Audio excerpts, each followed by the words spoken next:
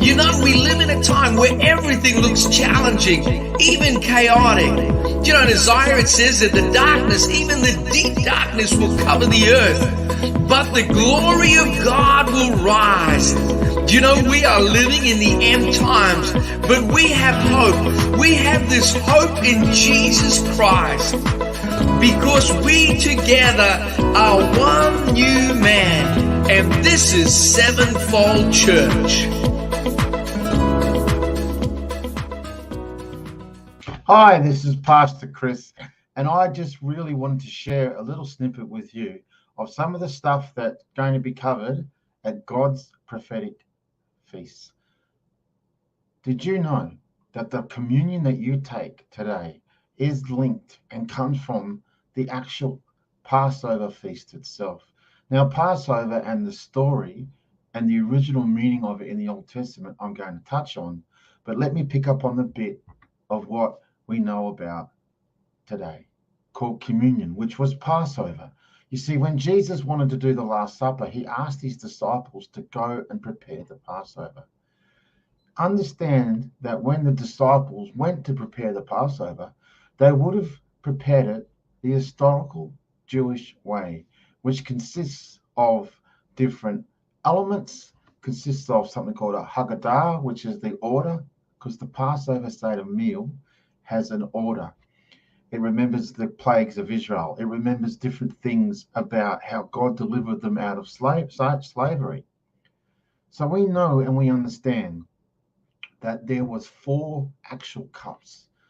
Okay, the cup of redemption was the 3rd cup. Let me focus in on that. You may not be aware of this, but in the Jewish custom, if a man wanted to marry a woman, he would go to the house that was owned by her father. He would then have a meal where it would be discussed the price that would be paid by the prospective bridegroom. Now, during the meal, if the cup was offered to the bride, potential bride, and she accepted that cup, the betrothal was now in effect. They were engaged. Now, don't you find it interesting that when Jesus did the Passover as a Jewish man, he was a Jewish man with his disciples, who in fact were also Jewish. They were doing the Passover Seder. They were doing it in the order in which it had always been done.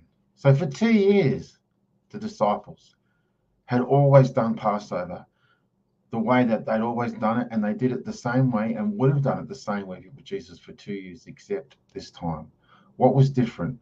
The Passover lamb, Jesus, was sitting there in front of them and letting them know, this is my cup.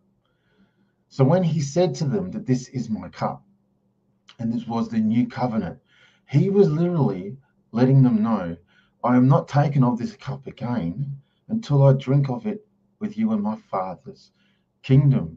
And we know Jesus said, I'm going to the Father to prepare a house, a place for you.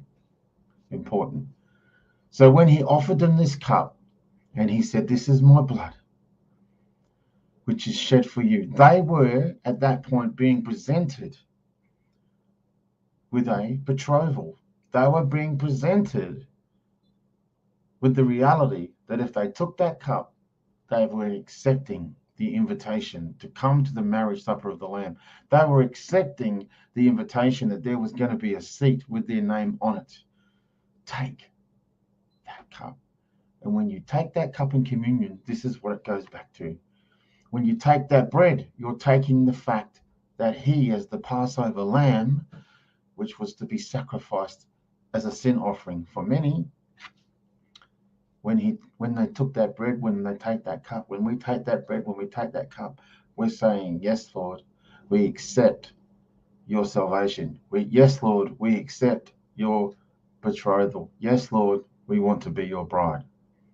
That's what we're saying. And that's what I'm going to cover. And that's what I'm going to go into. Hope to see you 9th of March, 9:30 a.m. We have registration. And we begin with Shabbat, and then we go through all the feasts of the Lord, And we are looking forward to having you with us. And I'm particularly looking forward to bringing you Passover, unleavened bread, and first fruits. God bless you. Bye for now.